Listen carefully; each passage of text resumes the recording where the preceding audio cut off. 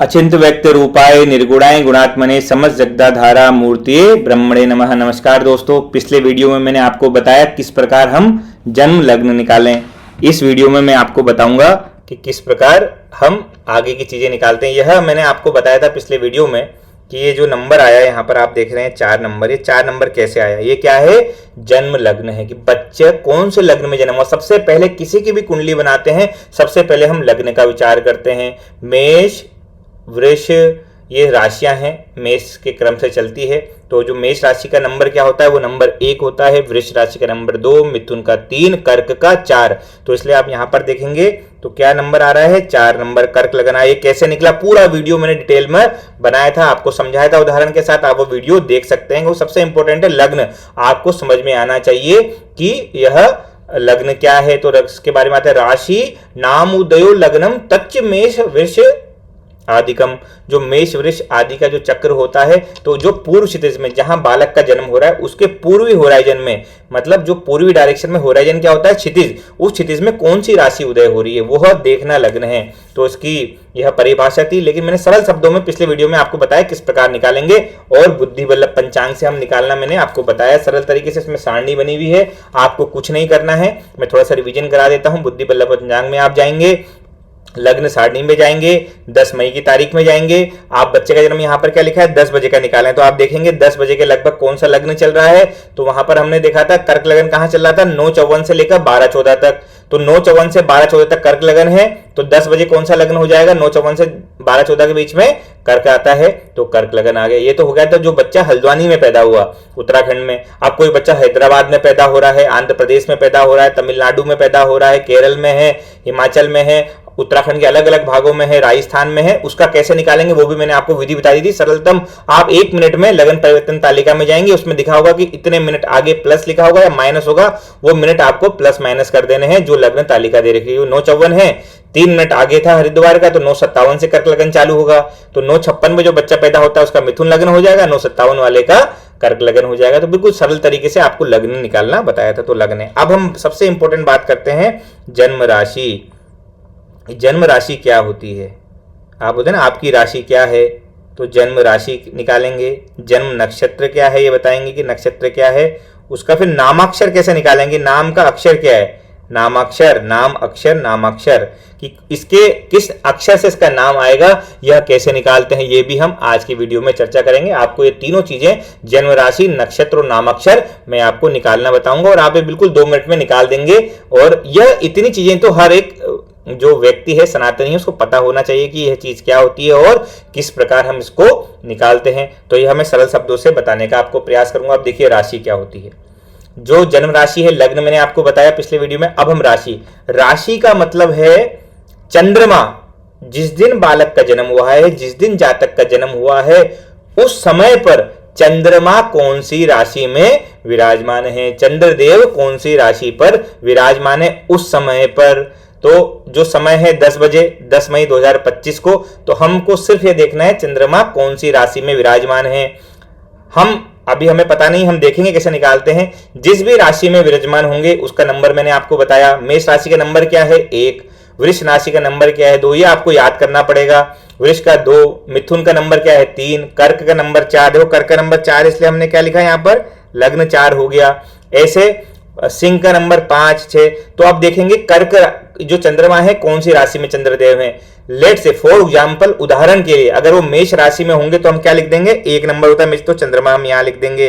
अगर वृष राशि में होते हैं चंद्रमा तो हम यहाँ च यहाँ लिख देंगे। अगर मिथुन में होते हैं तो च, यहाँ पर च माने चंद्रमा। आपने देखो अगर मकर में होते हैं तो मकर का नंबर क्या है? 10। तो इस प्रकार नंबर होते हैं मेष राशि के 1।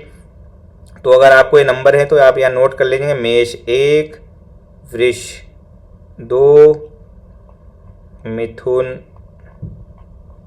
3, कर्क 4। कर्क यहाँ दिख नहीं रहा तो ये आपने 3 लिख दिया होगा। इसको मैं अभी ऊपर का मैं हटा देता हूँ।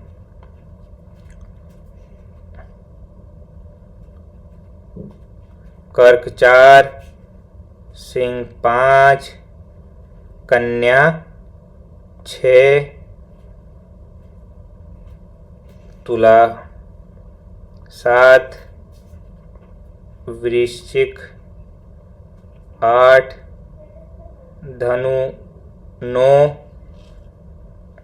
यहाँ पर लिख लेता हूँ, बाकी मकर 10, कुंभ नीचे हो गया, यहाँ लिख देते हैं कुंभ 11, और जो मीन है वो हो गया 12। इस प्रकार ये 12 राशियों का मैंने आपके नंबर बता दिए। मेष से चालू होते हैं, जिस क्रम से चालू होते हैं उसी क्रम पे नंबर होते हैं। तो जिस पे भी चंद्रदेव विराजमान होंगे, अभी मैं रफ करता हूं, आप नोट कर लीजिएगा। तो जिस भी राशि पर चंद्रदेव विराजमान होंगे उस राशि का नंबर हम यहां पर लिख देंगे। तो मेष का नंबर क्या था? 1, वृष का 2, और यहां पर आप देखेंगे तो अगर मेष पे होते तो मैं चंद्रमा यहां लिख दिया था, वृष पे होते तो चंद्रमा यहां लिख दिया था, यहां लिख दिया था, ये तो लग्न हुआ हमारा। और मकर में होते तो यहां। अब हम देखेंगे कि हम पता कैसे करें कि कहां पर हैं चंद्रमा। तो उस दिन 10 बजे चंद्रमा कहां थे। अब आप कैसे पता करेंगे कि आपकी चंद्र राशि क्या है, आपकी जन्म राशि क्या है? तो उसके लिए आपको क्या करना है, सीधे बुद्धि बल्लभ पंचांग में जाना है। यहां पर हम अब आपको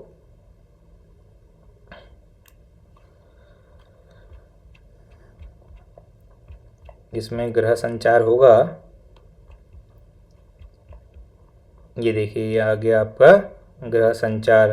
तो चंद्रमा का संचार यहाँ पर देख लीजिए, चंद्र संचार पेज नंबर 39 बुद्धि बल्लभ पंचांग में। तो आप देखेंगे 10 मई को जन्म हुआ है बच्चे का, 10 मई का देख रहे हैं तो 10 मई में जाइए, देखिए क्या 30 मार्च, अप्रैल, ये मई, ये देखिए आप 10 मई आपको दिख रहा होगा, ये लाल घेरे के अंदर यहाँ आपको दिख रहा है। आप देखिए 10 मई को 6:56 पर चंद्रमा कहां प्रवेश कर रहा है? चित्रा के द्वितीय चरण पर कन्या राशि में चंद्रदेव विराजमान है।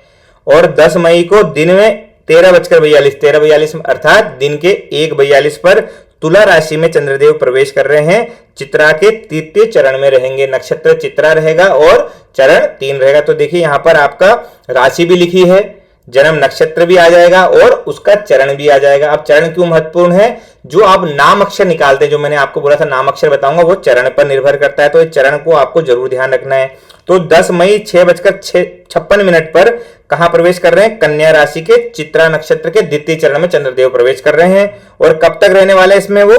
क्योंकि 10 मई 13:42 में किसमें प्रवेश कर जाएंगे? चित्रा के तृतीय में, तुला राशि में। तो 10 मई 6:56 से लेकर जब तक यहां प्रवेश करते हैं 13:41 से 42 जो इस समय है, इससे पूर्व तक वो रहने वाले हैं।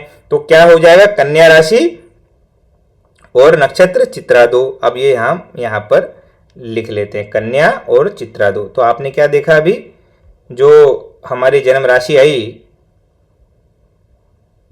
यहां पर हम राशि लिखते हैं, जो चंद्रदेव किसमें विराजमान थे? कन्या में। और जो नक्षत्र है वो नक्षत्र आया था चित्रा, वो चित्रा के आगे लिखा था 2, मतलब द्वितीय चरण। तो कन्या राशि। अब कन्या राशि का नंबर मैंने आपको क्या बताया? मेष, वृष, मिथुन, कर्क, सिंह, कन्या। 6ठा नंबर कन्या राशि का है। तो 6 नंबर कहां लिखा है? वहां पर जाकर आपको चंद्रदेव को बिठा देना है। तो आपका चंद्रमा कहां हो गया? यहां पर। लग्न से कौन सा घर हो गया? ये लग्न ये है आपका। तो लग्न से पहला ये, द्वितीय, तृतीय। लग्न से पहला ये पहला हो गया लग्न, ये सेकंड द्वितीय घर, ये तीसरे घर। तो लग्न से तीसरे घर पर कौन विराजमान है? चंद्रदेव। तो इस जातक की कुंडली में चंद्रदेव कहां विराजमान है?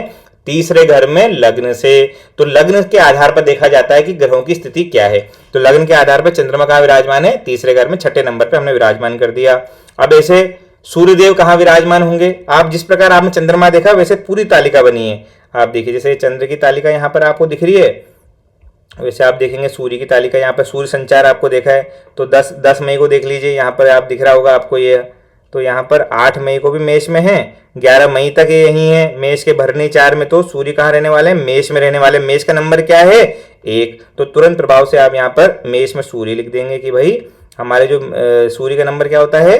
1। तो यहाँ पर अभी सूर्य देवता यहाँ पर बिठा दिए। तो सूर्य देव आपके यहाँ पर आ गए और चंद्रदेव यहाँ पर आ गए। इस प्रकार आपको सारे घर यहाँ पर फिल कर देंगे। जैसे आप सब घर बना लेंगे, आपकी चिन्ह बन जाएगा। जो आप चिन्ह बनाते हैं जब भी बालक का जन्म होता है, ऊपर एक मंगल श्लोक लिखा जाता है, उसका तिथिवार, नक्षत्र, योग, कर्ण मैंने आपको पिछले वीडियो में बताया था, वो आप लिख देंगे और यह चिन्ह बना लेंगे। तो बालक में जब हम नामकरण संस्कार करते हैं उस समय इतनी चीज चाहिए होती है, वहां पर इसका पूजन होता है।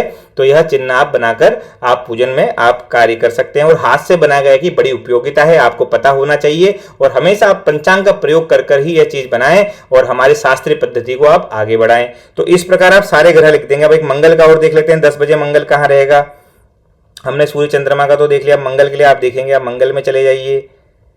तो आप मंगल में जाएंगे तो आप देखिए मंगल संचार लिखा है, देखिए देख रहे हैं आप ये मंगल संचार। आप देखिए 10 मई को मंगल का, 5 मई को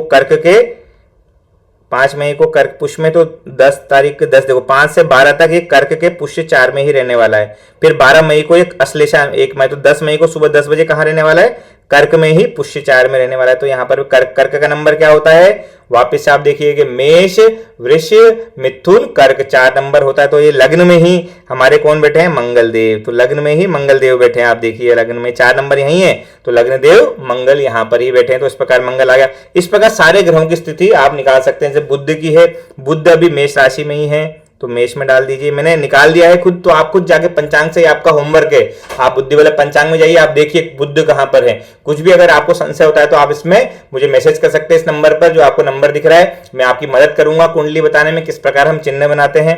तो मेष में है मंगल देवता, तो यहाँ पर आपने मंगल लिख दिया, मंगल देव यहाँ पर विराजमान हो गए। इसको थोड़ा अच्छे से लिख देते हैं। तो यहाँ पर मंगल म भी लिख दिया आपने। उसके बाद नहीं, यहाँ पर मंगल तो कर्क में आ गया था, माफ कीजिएगा। यहाँ पर बुध देव हैं, कौन है यहाँ पर, बुध देव। मंगल तो ऊपर आ गए थे, यहाँ पर बुध देव यहाँ पर हैं। अब उसके बाद गुरु कहाँ पर हैं, गुरु अभी वृष राशि में है, तो यहाँ पर वृष डाल दिया। यहाँ गुरु वृष माने 2 नंबर, तो गुरु यहाँ डाल दिया। शुक्र अभी इस समय कहाँ चल रहे हैं, शुक्र मीन में, तो यहाँ पर शुक्र डाल दिया। शनि कहाँ पर चल रहे हैं, शनि भी मीन राशि में चल रहे हैं, वो भी शनि भी यहाँ पर आ गए, तो शनि यहाँ पर डाल दिया मीन में। उसके बाद राहु केतु भी यहाँ चल रहे हैं, केतु यहाँ पर अपने कन्या राशि में, यहाँ पर केतु यहाँ पर आ गए। तो इस प्रकार के देखिए आपने सारे 9 के 9 ग्रह आपने यहाँ पर सूर्य चंद्र मंगल बुध गुरु शुक्र शनि राहु केतु ये डालना पड़ता है। तो इस प्रकार से चिन्ह का निर्माण होगा, इसको आप अच्छे से बना सकते हैं। तो मैंने रफ स्केच बनाया, बढ़िया से अच्छा सा डायग्राम बनाइए। जो भी मैंने आप चीज की बार बार वीडियो को आप रिपीट करके देखिए, क्योंकि समझना बहुत जरूरी है। कुछ भी संशय होगा तो आप मुझे मैसेज कर सकते हैं। तो आपने पिछले वीडियो में आपने जन्म लग्न निकालना सीखा, एक वीडियो में पंचांग आ गया आपको। तो एक नामकरण संस्कार के लिए यह चीजें जरूरी होती है कि आपको बालक का तिथि वार नक्षत्र योग करण पता हो।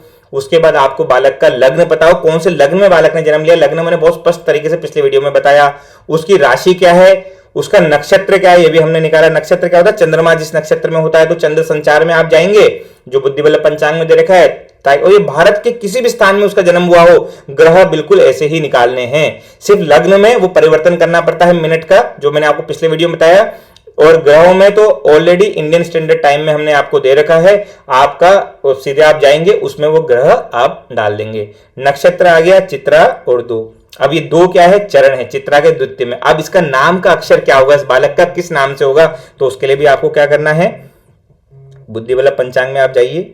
ये देखिए अब चित्रा के दूसरे नक्षत्र लिखा था, अब आप देखिए चित्रा कहां पर है।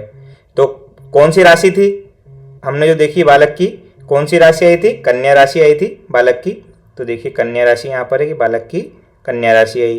कन्या में चित्रा के दूसरे पे चित्रा आ गया। चित्रा का पहला दूसरा जन्म, देखो दूसरा लेटर क्या गया, पो। ये तो उसका नाम किससे चालू हो जाएगा, प अक्षर से, और उसका पो इसमें थोड़ा मात्रा के साथ बताया जाता है, जो हमारी पारंपरिक विधि है। तो ये आपका कुंडली का नाम अक्षर, कुंडली का नाम ये आप क्या हो गया, आप बोलता हुआ नाम रख सकते हैं। और बहुत पद्धति हमारी क्या है, आप एक कुंडली का नाम रखिए और एक उस दिन के जो कोई तिथि है उसके देवता का नाम रख सकते हैं। आप अपने किसी इष्ट देवता के जो पर्यायवाची शब्द है उसमें भी आप बच्चे का नाम रख सकते हैं। कुंडली का नाम अक्षर पे, इस पे तो आपको नाम रखना ही पड़ेगा, जो पो अक्षर है इस पे आप उसका आप नाम रख सकते हैं। तो यह जो आपको पो दिख रहा है यहाँ पर, ये चित्रा का 2, क्योंकि यहाँ पर आप देखिए 2 पे हुआ था, तो पहला पे होता तो पे आता, दूसरे पे 2 आता, चित्रा के तीसरे पे आता तो रा आता।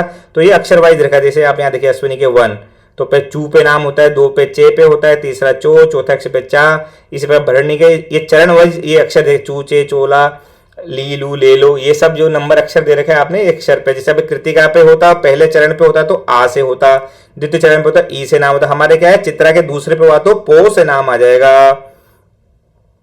तो पो से जैसे नाम के पोरबंदर, मतलब मैं तुम्हें बता रहा हूँ, पूछ आप नाम दे दीजिए, प से आप नाम रख सकते हैं।